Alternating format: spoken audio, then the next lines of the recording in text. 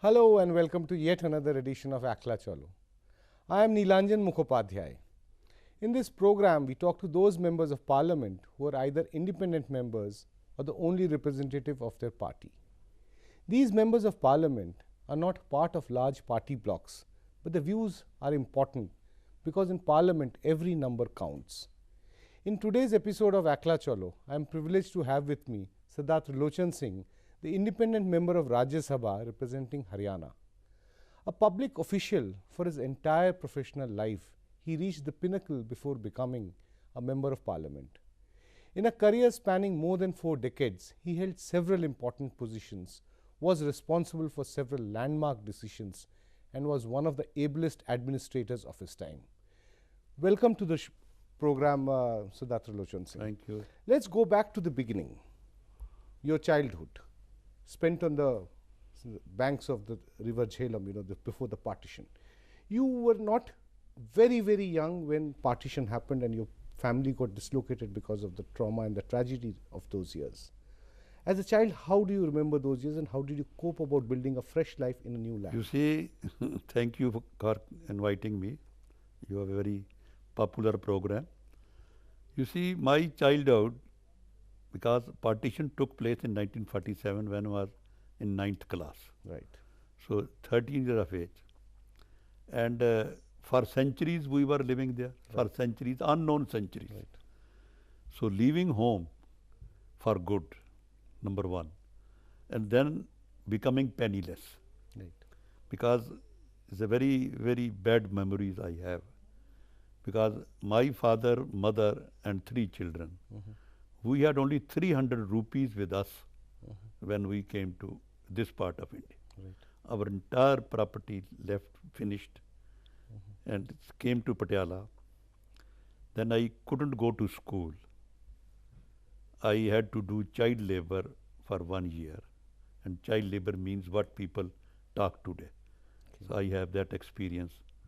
And then after 1.5 years I joined school.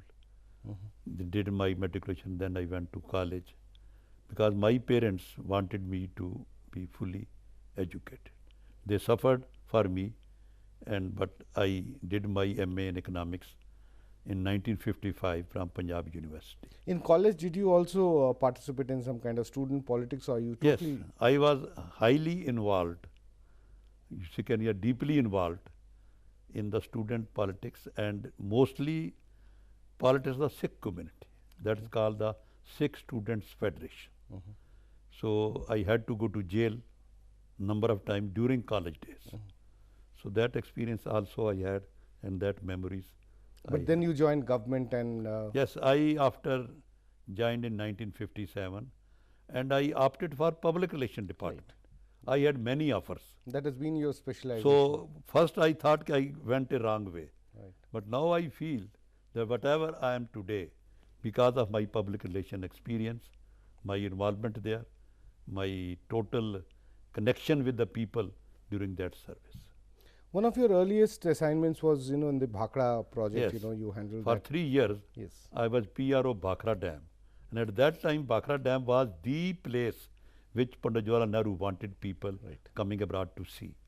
So each and every VIP at that time Right. used to come there. Pandit Nehru himself came number of times. So I had that privilege of meeting them, talking to them, having free time with them. So that is a good experience which I had. I remember reading somewhere, that you spent a lot of time in the cooperative movement in Yes, I joined Markfed. Yes. That is the largest cooperative of the Asia, Right. which Punjab government floated. So I had a long experience and there I am credited with certain new schemes. One was the harvesting combine, which first time came to India through Punjab Markfed, where you see go for field and cutting crops. At that time, it was a wonderful thing for people, large number to come and see. I got the training in East Germany, so I had that experience during Markfed days. Other also many things, but quite good because for 7 years I was there in Markfed. So we went all over to see the farming community, how they work, what are their problems. You also worked with several chief ministers of Punjab.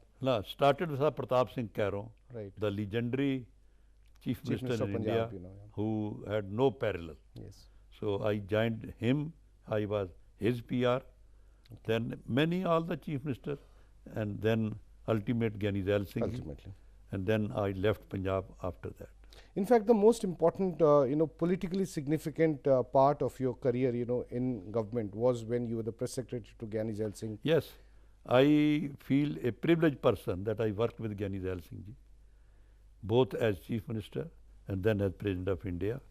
I was in Rashtrapati Bhavan. But prior to that, I was a director publicity of the 9th Asian Games, Right. where I worked with Shri Rajiv Gandhi ji, Sir Bhuta Singh ji. So there I tried to do, and I was encouraged by the people, and I was awarded properly also because of my success there. Since you have mentioned about the Asian Games, the 82 Asian Games, there's something which I want to ask you, that we are now, on the threshold of, the Commonwealth Yes. Games being held in India. You're also part of the Indian Olympic Association. In terms of how India is going about, planning for such a big mega sporting event, what differences do you find between 1982 and 2009? You see, 82 Asian Game was the first ever Right. at such scale, and there Srimati Indira Gandhi was the person who wanted that game should be more successful. Right.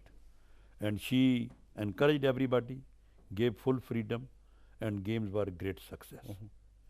And now after that, it is now the Commonwealth. I am now the chairman of the media committee Right. of the organizing committee. But I feel now, because since 82 and now 2010, it is a long period. Right. Now the technology is different. People's perception about the games is also different. Same Delhi, which people saw growing 82, now they want much more. And the Delhi government also trying to do much more. So, and plus, the number of countries is much larger. And the more games are also included, even such games which we've never even had experience. So these games are going to be more, you can say, competitive, Okay. and for people also to see more. So India will be getting a good chance to exhibit India, promote India, and win over more friends.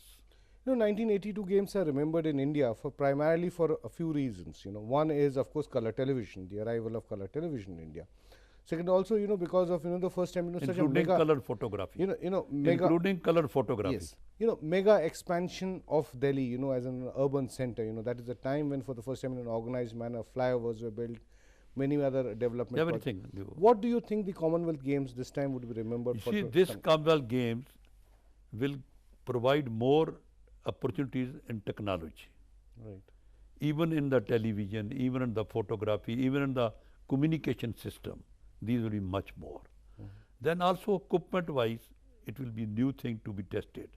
But Delhi will be gainer in more metro trains, more flyovers, more hotels, and more cultural show from abroad. Okay. We are trying to bring maximum number of culture troop from Commonwealth countries. So Delhi, I think, a lucky city in India, because 82 and now again the development of the city will go on. It will be much more what we even feel today.